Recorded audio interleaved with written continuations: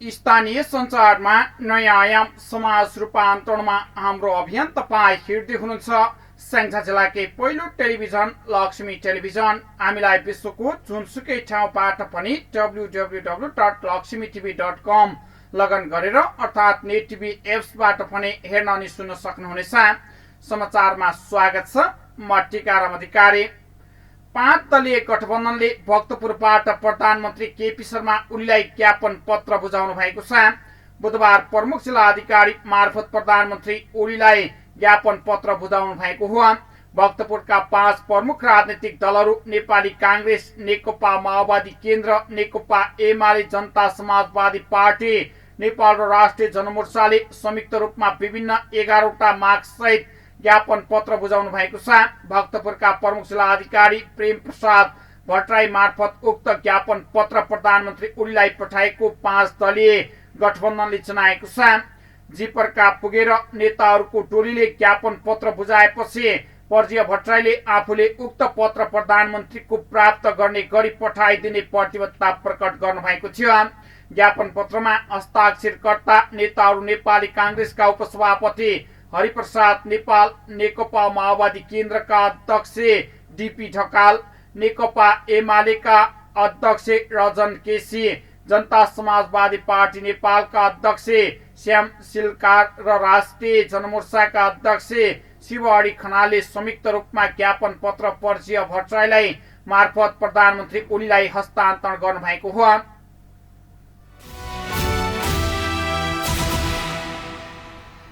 जनता समाजवादी party Jaspa नेपालका अध्यक्ष उपेन्द्र यादवले व्यापार घाटा न्यूनीकरण गर्न नदीजन्य ढुङ्गा गिटी बालुवा निकासी गर्ने भनी सरकारले गरेको घोषणाप्रति आपत्ति जनाउनु भएको छ। अध्यक्ष यादवले एक विज्ञप्ति जारी गरी यो कार्य वातावरणीय हिसाबले घातक रहेको उल्लेख गर्नु भएको छ।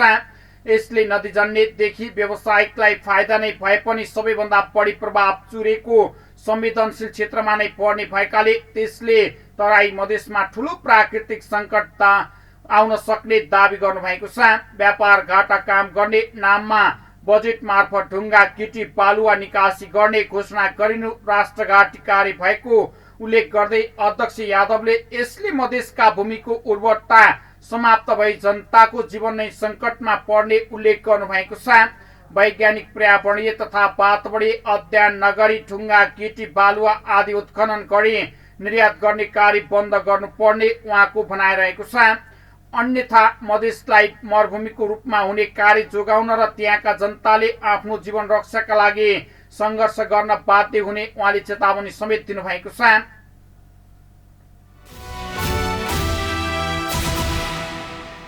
गण्डकी प्रदेशमा समुदाय स्तरमा कोरोना नियन्त्रण तथा रोकथामका लागि विशेषज्ञ सहितको टोली कोभिड-19 प्रतिकारी समूह परिचालन गरिएको छ।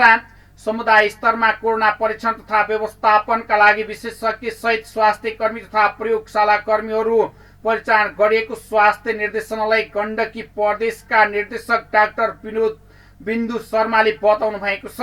डाक्टर शर्माका अनुसार गण्डकी प्रदेशका 11वटै जिल्लामा कार्यक्रम सञ्चालन गर्नका लागि 3वटा समूह परिचालन गरिएको छ। गण्डकी प्रदेश स्वास्थ्य तथा जनसङ्ख्या मन्त्रालयका सचिव विनोद बहादुर कुँवरको समूहले सबै सदस्यलाई सुरक्षित रूपमा कार्य सम्पन्न गर्न निर्देशन समेत दिनुभएको छ। डाक्टर शर्माले कार्यस्थलहरूमा गर्नुपर्ने क्रियाकलाप, भूमिका तथा जिम्मेवारीको बारेमा समूहमा सहभागीहरूलाई जानकारी समेत गराउनु भएको थियो। स्वास्थ्य तालिम केन्द्रका वरिष्ठ स्वास्थ्य शिक्षा प्रशासक रमेश प्रसाद अधिकारीको संयोजकत्वमा डाक्टर दिवाकर प्राजुली, सोम शेरचन, उर्मिला बराल र नारायण त्रिपाठीको समूह पर्वत, बागलुङ र म्याग्दी मुस्ताङ जिल्ला हेर्ने गरी खटिएको शर्माले बताउनु भएको छ।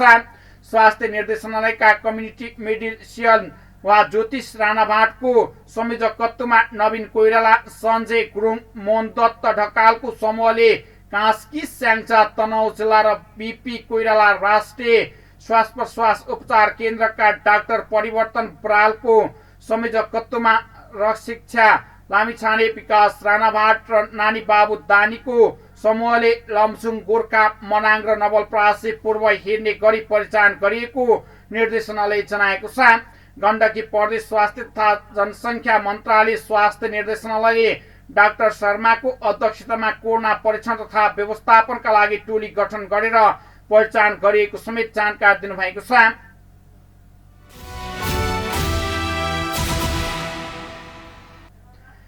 स्याङ्जाको चापकोट नगरपालिकाका मेयर शिवकुमार गिरीले टुरा बालबालिकाको घर निर्माण गरिदिने बताउनु भएको छ। स्याङ्जाको चापकोट नगरपालिका वडा नम्बर 10 बस्ने वर्ष 16 का रामबहादुर श्रेष्ठ, वर्ष 14 का श्यामबहादुर श्रेष्ठ सानैमा आफ्ना बुबा आमा गुमाउनु भएको थियो।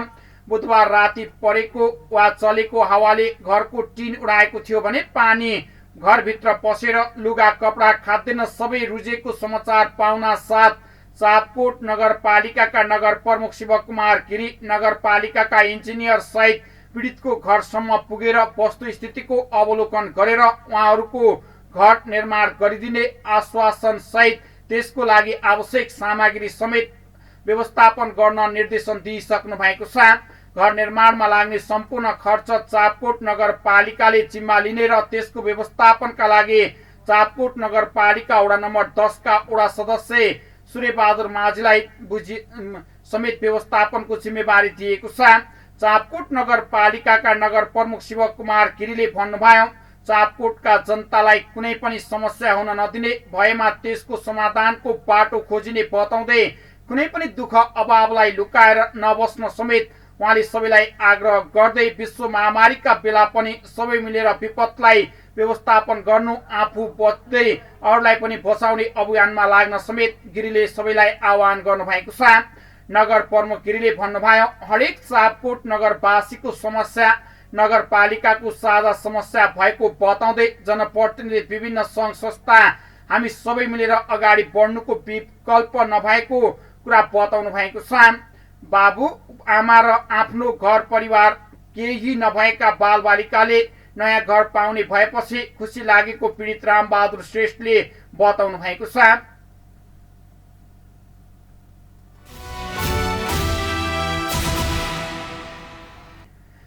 स्याङ्जा जिल्ला उद्योग वाणिज्य सङ्घ स्याङ्जाले कोभिड-19 को अवधिमा भएको बन्दाबन्दीको समयमा लाग्ने कर छुट र जरिवाना मिना गर्नुपर्ने माग गरेको छ। सङ्घले एक विज्ञप्ति जारी गर्दै कर छुट जरिमाना मिना गर्न माग गरेको हो। लामो समयदेखि भएको बन्दाबन्दीले ठूलो तथा साना उद्योगी व्यवसाय टाट पल्टने अवस्थामा पुगेको भन्दै सङ्घले यस अवधिमा लाग्ने सङ्घीय सरकार, प्रदेश सरकार, जिल्ला समन्वय समिति र स्थानीय सरकारले लिने कर छुट गरी जरिमाना मिना गर्न विषयगत मन्त्रालय र तिनै तहका सरकारसँग विज्ञप्ति मार्फत माग गर्नु भएको छ। सङ्घका अध्यक्ष रविन्द्रमान श्रेष्ठद्वारा जारी गरिएको विज्ञप्तिमा कोरोनाको पहिलो लहरमै आक्रान्त बनेका व्यवसाय दोस्रो लहरमा थला परेको बताउँदै व्यवसायको पीडामा कर छुट र जरिमाना मिना गर्दा मलम लगाएको अनुभूति हुने बताउनु भएको छ। हामी व्यवसायको बैंकको किस्ता, ब्याज, जरिमाना सहित व्यवस्थापकीय खर्च जुटाउन नसक्ने अवस्थामा पुगेका छौं। सङ्घका कोषाध्यक्ष खालिद मियाले भन्नुभयो, किस्ता, ब्याज, व्यवस्थापकीय खर्च र दैनिकी हो यस्ता वा सरकारले कर र जरिमाना लगाउँदा व्यवसाय उठ्नै नसक्ने अवस्थामा पुगेको निश्चित भएको छ। व्यवसायहरूले थप पीडा कम गर्न सरकारसँगै समयमै माग गरेको उहाँले बताउनु भएको छ। सङ्घले कर छुट र जरिमाना मिनाका लागि स्थानीय प्रशासन मार्फत सङ्घीय सरकार, अर्थ मन्त्रालय, स्वास्थ्य मन्त्रालय, नेपाल राष्ट्र ब्याङ्कको अध्यादेश वा ध्यानाकर्षण समेत गराएको छ। सङ्घले व्यवसायहरूलाई लाग्ने कर छुट जरिमाना मिना गर्नका लागि नेपाल उद्योग वाणिज्य महासङ्घका प्रदेश महासङ्घलाई समेत समन्वय गरेर आग्रह गरेको छ। विश्वमा महामारीको रूपमा फैलिएको कोरोना भाइरसको संक्रमणले नेपालको निजी क्षेत्र नराम्रोसँग प्रभावित भएको दावी गर्दै सङ्घले जारी गरेको विज्ञप्तिमा साना व्यवसायले घर बाल कर समेत तिर्न नसक्ने अवस्था आएको जिकिर गर्नुभएको छ। विज्ञप्तिमा कोभिड विरुद्धको खोप पाउने नागरिकको नैसर्गिक अधिकार भए पनि अग्रभागमा देखिने व्यवसाय पनि त्यो अधिकारबाट वञ्चित भएको दावी गर्नुभएको छ। सङ्घले खोपको व्यवस्थापन गर्न डोजद्वारमा काम गर्न वा माग गर्नुभएको छ। सङ्घले जारी गरेर हस्ताक्षर गरेको विज्ञप्ति बुझ्दै जिल्ला प्रशासन कार्यालय स्याङ्जाका प्रशासकीय अधिकृत ज्वलन्त बस्नेतले व्यवसायहरूको मागलाई सम्बोधन गर्न सरकारवाला निकायलाई घचघचाउने विश्वास समेत व्यक्त गर्नुभएको छ।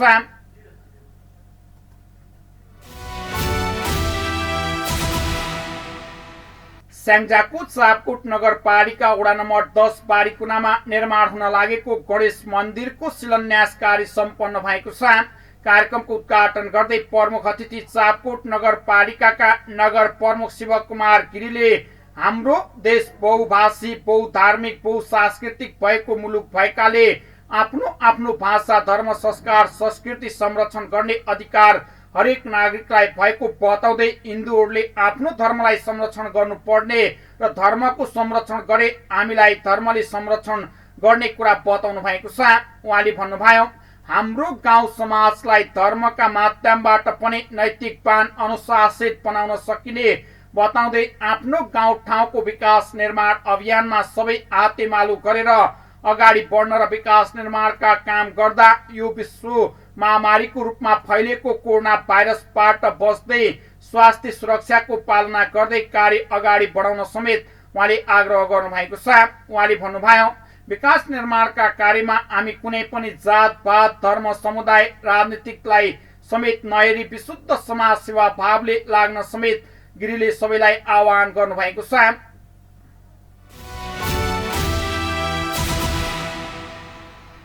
हामीले सडकलाई जथाभावी रूपमा प्रयोग गरेका हुन्छौं र त्यसलाई कुरूप र साँगुरूप बनाउने, निर्माण सामग्री जम्मा गर्ने, अनावश्यक रूपमा सडक कब्जा गर्ने, छाडा वस्तु भाउ छाड्ने कार्य पनि हामी मानवीय क्रियाकलापबाटै हुने गरेको परिवेशमा जिल्ला प्रशासन कार्यालय स्याङ्जाको आयोजनामा भएको स्याङ्जा जिल्ला स्तरीय पालिका प्रमुख प्रशासकीय अधिकृत सुरक्षा कर्मी बीचमा सुरक्षा संयन्त्र सडक कार्यालयका प्रमुखहरू बीचमा भएको जुम मिटिङले सडकलाई कसरी सुरक्षित बनाउने, यो विश्व महामारीको बेला यात्रालाई सहज र सरल कसरी बनाउने भन्ने विषयमा स्याङ्जाका 11 स्थानीय तहका प्रतिनिधि तथा सुरक्षाकर्मी सडक कार्यालयका प्रमुखको बीचमा भएको जुम बैठकले निम्न निर्णयहरू गरेको छ।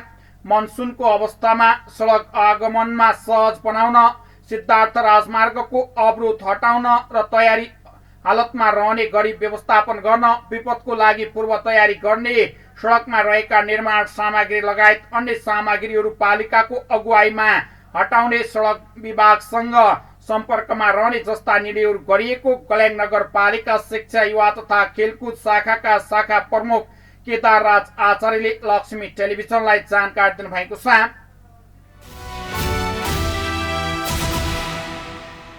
नेपाली कांग्रेस क्षेत्रीय नम्बर 2 का क्षेत्रीय सभापति ईश्वर खाँडले चापकोट नगरपालिकालाई स्वास्थ्य सामग्री सहयोग हस्तान्तरण गर्नुभएको छ। चापकोट नगरपालिका वडा नम्बर 9 मा रहेको चापकोट अस्पताललाई खाँडले 6000 piece mask, 30 litre sanitiser, 6 set PP र 3 पीस थर्मगन अस्पतालका अध्यक्ष रामु बस्याललाई हस्तान्तरण गर्नुभएको छ।